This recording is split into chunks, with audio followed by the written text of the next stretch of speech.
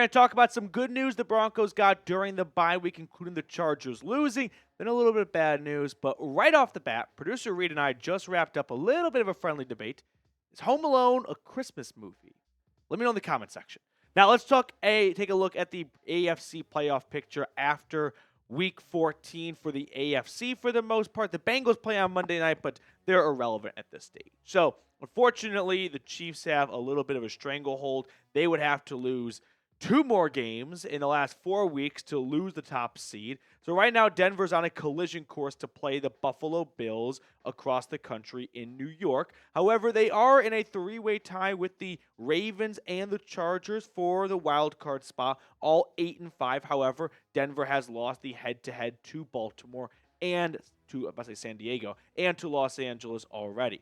So let's just refresh everyone's memories on the Broncos' schedule moving forward. They come out of the bye. They play the Colts, who are also coming off a bye as well. Then they have a short week before they go to LA and play the Chargers on Thursday night. They likely play the Bengals on a Saturday, so a rest advantage for Denver. 9 days in between these 2 games, whereas Cincinnati will have 6 days in between their 2 games of Week 16 and 17. Now, taking a closer look at this Week 15 matchup, according to the New York Times playoff predictor machine, whatever, if the Broncos beat the Colts this Sunday at home, they have an 87% chance of making the playoffs.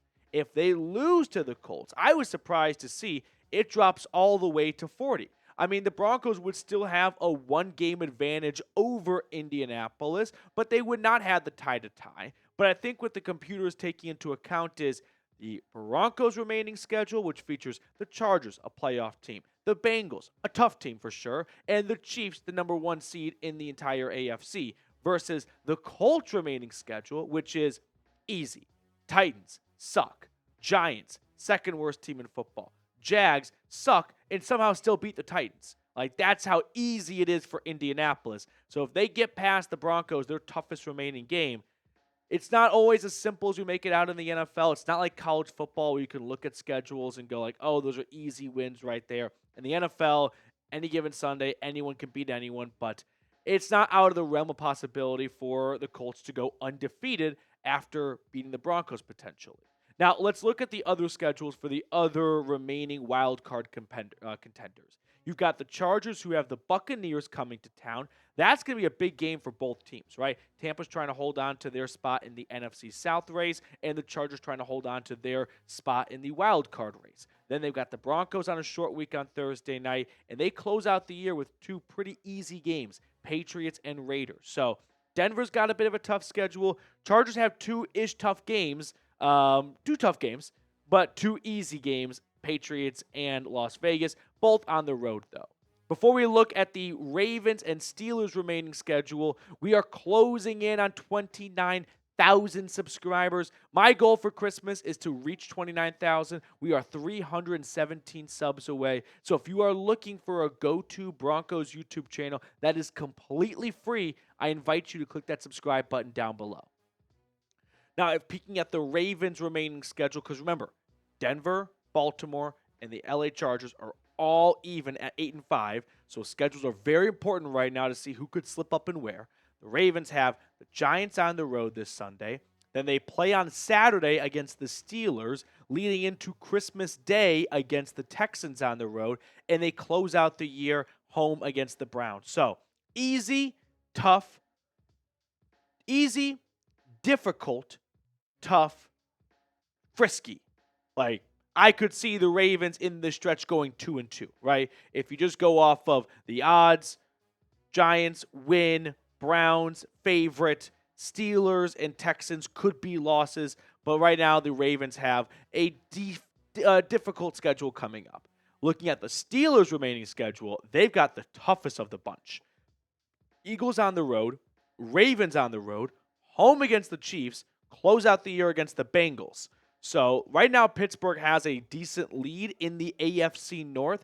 They are a 10-win team. The Ravens are a 2-win team. However, Baltimore has an opportunity to make up a game in Week 16, and all they would need is for one more slip up, and the Ravens could have the AFC North title to themselves, which would then put the Broncos on a potential path to play at Baltimore if the Ravens finish with the 3 seed, which is likely going to happen if they were to win the division. They're not going to catch up to the Bills or Chiefs. And if the Broncos were to jump up to the 6th seed, well, they would play at Baltimore, which we saw how that went a few weeks ago. So I personally, if I'm Denver, would want to play Houston first and foremost because they are frauds.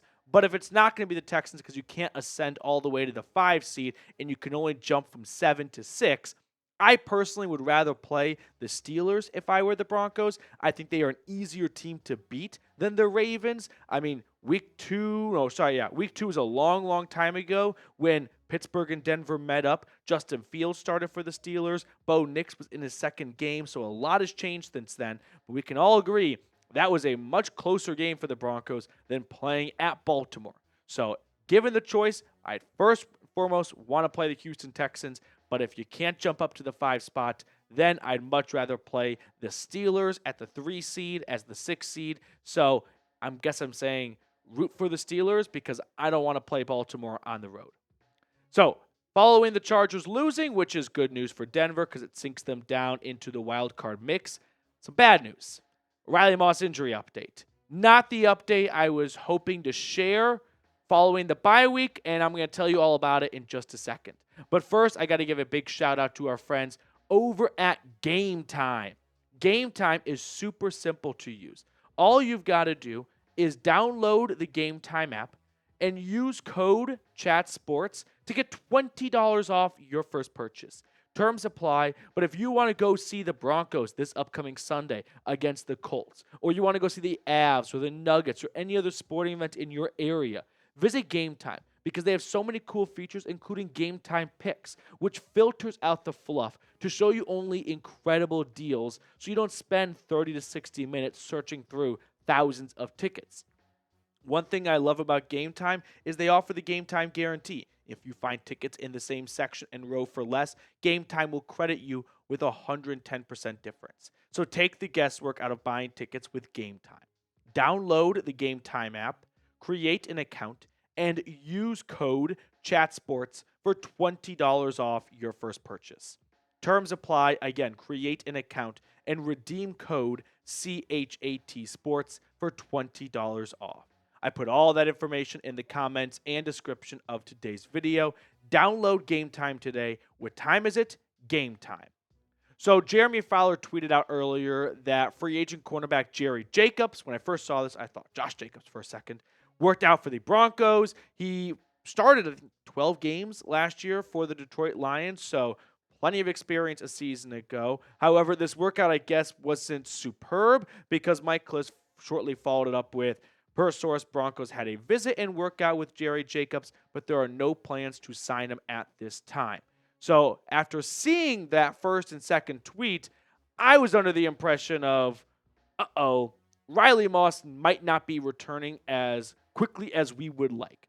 For the team to come back off the bye and on the first day of operation, Monday afternoon, bring in another cornerback, that to me signals Riley Moss is not returning soon. If I had to put money down, I'm guessing we don't see Riley Moss this Sunday against the Colts. And with the Chargers being on a short week, we probably don't see Riley Moss the following week in LA, which means we probably don't see Moss until week 17 in Cincinnati, which means Moss will have missed week 16, week 15, week 14, week 13. We're looking at him about a whole month away. Maybe he's back for the Chargers game, but just being on a short week, it doesn't put together a great timeline for him to get a full week of practice and get back on the field. So I'm not optimistic that we're going to see him in the near-ish future, which is a bummer because he was having a great year and hopefully he can pick up where he left off. But it's also concerning because his fill-in, Levi Wallace, was unfortunately an absolute disaster against the Browns. I mean, Cleveland learned very quickly, there is a weakness in this Denver secondary. It is number 39, and we are going to throw his way every chance we get. And it was a good strategy because it worked like a charm. 164 yards given up to Cleveland, 1 touchdown 2 weeks ago. So when you look at Denver's cornerback room, We know PS2 is going to take away half the field. McMillan's done an incredible job as of late in the slot, but without Riley Moss manning the other half of the field, you're looking at Levi Wallace, Damari Mathis, Chris Abrams-Drain, the rookie. Denver's coaching staff, Vance Joseph to be specific, is in for a long week of trying to make sure his guys are in a good position to be successful. Because the Colts wide receivers, while their stats might not look like great fantasy football numbers, they're all very good players. Alec Pierce, Josh Downs, Michael Pittman Jr. are all very capable of taking advantage of a matchup and exploiting it. The question is, can Anthony Richardson get them the ball on time and accurately? But you know those receivers are well equipped to smell blood in the water and go, ooh, we saw what the Browns did. We can take full advantage of that because we are no Joe Schmoes. We're not janitors or anything like that. These are really good wide receivers, very talented players that definitely concern me as a potential mismatch in the matchup. So who you got for Sunday? Broncos or Colts? Let me know in the comment section below who you think's going to win. Before we get on out of here, one more little thing I thought you guys might enjoy seeing. And that was Jaleel McLaughlin talking about the bye week, which I thought would be a very nice breath of fresh air. Some people are looking at it as, hey, Denver's hot, and now they're going to get a week off, which could take some of the rhythm and momentum away from them, which is a little bit of what McLaughlin hinted at, saying, honestly, it's tough because I was very excited with how the team is playing. It was tough to get away. I was still watching film and still doing details on how I could have gotten better from last week's game, so it was kind of tough the bye week. I mean, the Broncos have been looking for some level of consistency at the running back position, and they were starting to get that with highlight reel Jaleel. I mean, look at the never-ending changing Broncos leading rusher week after week, and the last 2 weeks after the first 8 weeks of the season, it was Jaleel McLaughlin who was the consistent go-to back. I mean, look at weeks 10 through 13 for Denver. McLaughlin leading the bunch in carries, leading them in average, leading them in yards, leading them in everything. So hopefully coming out of the bye, we start to get some continuity from the ground game because I don't want to be a broken record, but my night terror, like my wake up in a sweat screaming is the Broncos have a lead in Buffalo, in Kansas City, in Pittsburgh, wherever they play round one, 27-24 with the football, 3 minutes to go, and they cannot pick up a first down because they can't run the ball, and they have to punt it away, and Josh Allen, Patrick Mahomes, Russell Wilson. God, if it's Russell Wilson, I'll throw up. March down the field and put up a game-winning touchdown. And all the blame's going to go on the defense when quietly it should go on the Broncos' inability to run the football effectively when needed to. And they give the opposing team a chance and they take advantage of it. Before we sign off, I just want to show some appreciation and love to 2 viewers that sent in super thanks here on the channel recently. Storm Chasin saying thanks for the everyday free content. And then Jay Lino Emerald. Thank you guys so much for supporting the channel with the super thanks. If you don't know what a super thanks is, it's kind of like a YouTube tip jar where if you hit the heart icon with the $ in the middle of it down below somewhere around here, you can send in anything you're comfortable sending. It goes a long way to support the channel, but if you're unable to, not an issue whatsoever. I just ask you like the video because that is completely free. But Storm Chasin and J. Elno Emerald, thank you guys so much, and cute doggy by the way, for supporting the channel.